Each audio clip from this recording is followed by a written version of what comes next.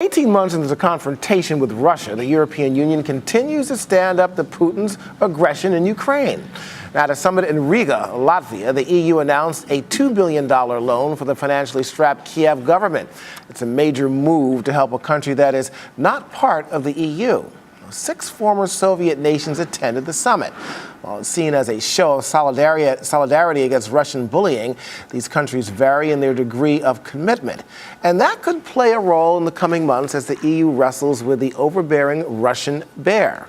Well, our good friend Steve Acunto is joining us to discuss this. He's Chancellor of College. Oh, my God, I got it wrong here. Steve, welcome to Arise Review. Julie, thank How you. are you? What do you make of this summit here? Well, the summit was productive. The former countries, the members of the USSR, they are beginning to think as a pack. They have to. You have essentially in the example of the Ukraine, I won't call it defiance, but in the example of the Ukraine, you've got a model for Moldova, Belarus. But what's happening? There is such an incredible set of values that are at play. I was reading that in Ukraine, despite all that's happened, there is some reticence among the people in the East for the taking down of Lenin statues. And then in Moldova, this past week, surveys were done where there was great affection expressed for Vladimir Putin and for the Russian Federation. All right, well, hold on, Mr. Consular Corps College, that I couldn't get out in the introduction here Okay. after all this time. We're talking about, Ukraine, Georgia, Moldova, Belarus, Armenia, and Azerbaijan. These are small countries. What in the world can these countries do in terms of power and influence that the allies, the United States, Germany, France, and some of the NATO countries cannot do, sir? Well, for one thing, if you look at the map demonstrates that, number one, the strategic positioning of some of those countries. And, of course, Azerbaijan, Baku is the Paris of the Middle East, they call it, and is very actively advertising and promoting itself as a country that's coming up. And you have the other, not so much Belarus, but Georgia, for example, very proud tradition, history. I mean, they've got national pride and position on the Black Sea, which is very valuable to anyone in the European Union or to anyone certainly in power in Moscow. Okay, valuable indeed, but in terms of who throws the most money, we were talking about money being thrown at these countries in terms of all sorts of aid, I guess including humanitarian, possibly military. I guess that might be the thing that will make the difference here. Well, the aid that came out last week was $2 billion for Ukraine, which is actually a fraction of what they need.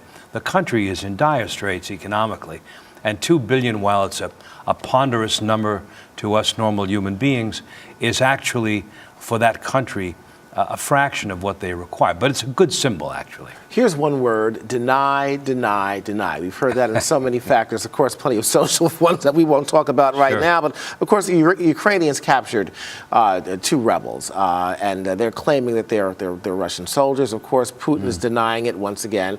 I guess the question here, Steve, who do you believe? Well, I don't think anyone in the solar system believes that the Russians weren't aiding the so-called Ukrainian rebels.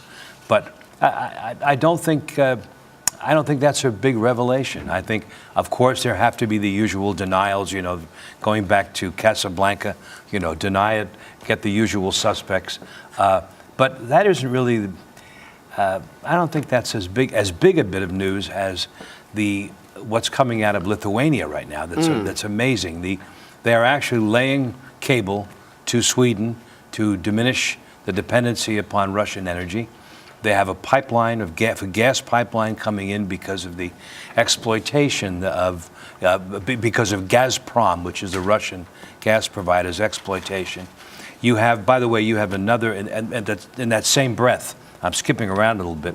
There is a new and more militant Ukrainian ambassador coming to the United States who is fluent in English, pro-West, and a favorite of the Poroshenko government, who I think is going to be asking for all manner of aid. And that's a symbol to all of those other countries. Okay, quickly, let's just go through this real quickly. It's Dancing with the Stars here on Arise Review. We're going to take the foxtrot and a quick step back to sanctions. How are they working? What's their effect?